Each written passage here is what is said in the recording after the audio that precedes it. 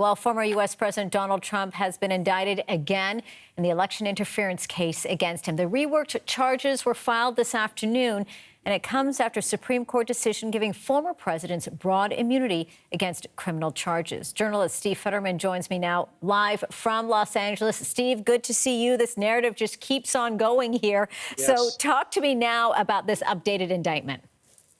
Well, it's called a superseding indictment, Angie. It's essentially the same indictment that was filed a year ago by Jack Smith, the special counsel. It deals with Trump's actions on January 6th. The four charges in the indictment last August are the same charges in the indictment today. They include obstruction of an official proceeding. That was the certification of the 2020 election. It also includes conspiracy to defraud the United States. So Donald Trump faces the same four charges, but this is a trimmed down indictment. In any indictment, you list all the allegations against the defendant. And in the original indictment, there were a number of allegations that would not hold up under the Supreme Court's very broad immunity granting to current and former presidents. That was handed down July 1st. So what he has done here is sort of danced around that Supreme Court ruling, come up with a new indictment that he feels will fit the ruling that was handed down on July 1st. The original indictment, 45 pages, this one just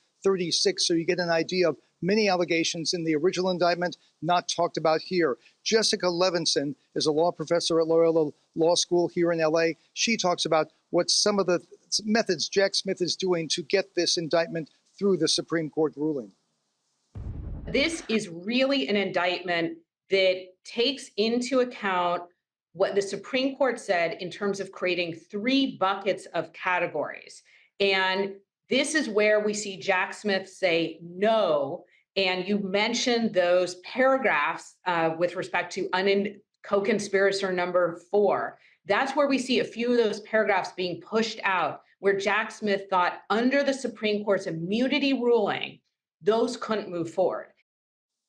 So the ones that can move forward are in the indictment. The ones that Jack Smith felt would not move forward are not in the indictment. Let me give you one example.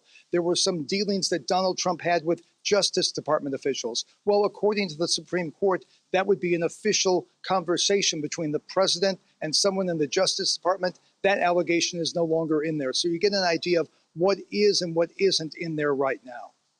So things are sort of being whittled down, I guess, if you will, as you mentioned there. Things are a little more succinct in this indictment, more specific.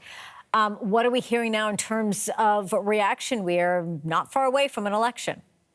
That's right. And Donald Trump, not a surprise, has already issued his reaction on his Truth social media platform. He calls the indictment ridiculous. He refers to Jack Smith by the name he usually gives him, deranged Jack Smith. And he says this is election interference. He says it's coming too close to an election. Now, normally, the Justice Department will not file new charges against someone close to an election. I'm sure the Justice Department explanation would be now that this is simply a superseding indictment and there are no new charges in this indictment. Jamie Raskin, a Democrat in the House of Representatives, he was on the January 6th committee. This is his reaction.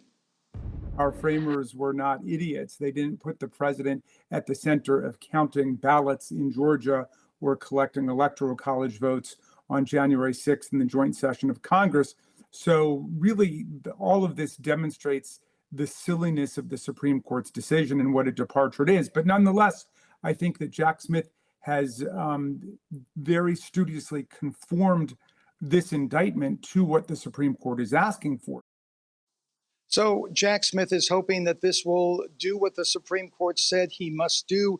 Not a surprise that Donald Trump's reacting this way, and it would not be a surprise if his lawyers challenge this through federal court, appeals court, and maybe all the way to the U.S. Supreme Court, that the Supreme Court, which is the cause of all this today, may be asked to rule on it eventually again on this specific indictment. And this, Steve, as we are just, a couple of weeks away from that debate between Trump and Kamala Harris, it's certainly interesting days ahead. Journalist Steve Fetterman for us in Los Angeles. Thanks again for this, Steve. Thank you, Angie. And for more on this, we're also joined by Neama Rahmani. He's the president and co-founder of the West Coast Trial Lawyers and former federal prosecutor, joining us from Los Angeles, California. Neama, great to see you as well. As I mentioned to Steve, there are a lot of interesting times here. Your initial thoughts now on this new indictment. Timing, of course, is certainly very key in all of this. Angie, like Steve and Jessica said, this is really a pared down, more narrow indictment. And what Jack Smith is trying to do is trying to avoid a motion to dismiss, because according to the Supreme Court, there are different categories of acts. There's the constitutional acts, there's absolute immunity. There's other official acts where there's immunity for the former president, but that can be overcome.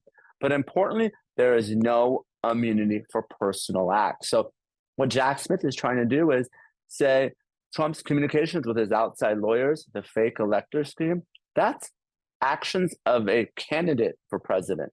That is personal. That is not protected. And to the extent that he was communicating with the Justice Department officials, and that individual was unindicted co-conspirator Jeffrey Clark, those allegations are out of the indictment, because arguably Trump could argue that as part of his official duties, he was overseeing the integrity of the election.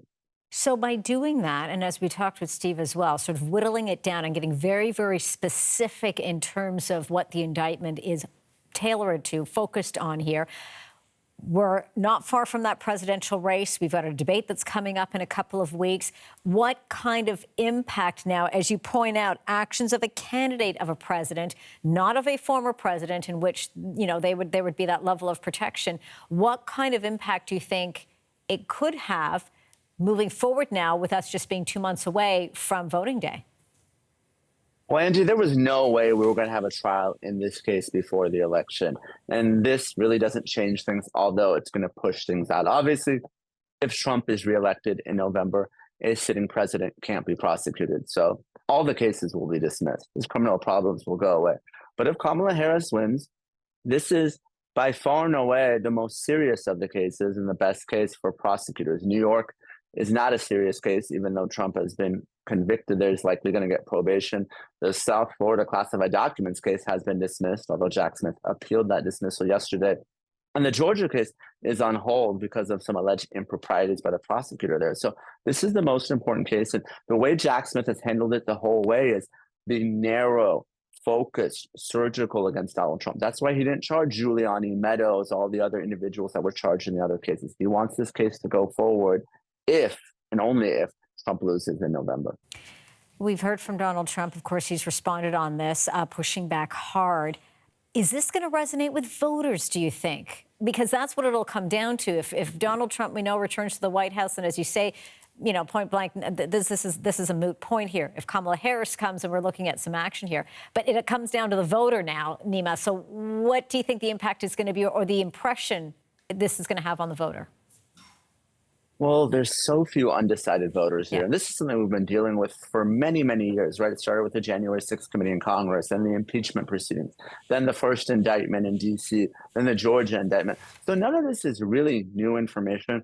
Most voters have made up their minds. Some think that Donald Trump is a criminal. Others think that he's being railroaded and treated unfairly by the Justice Department. So there's a small number of undecided voters that are obviously going to decide this election, but they're not going to see a jury trial in this case, if ever, until well after the election. So then what are you watching for then?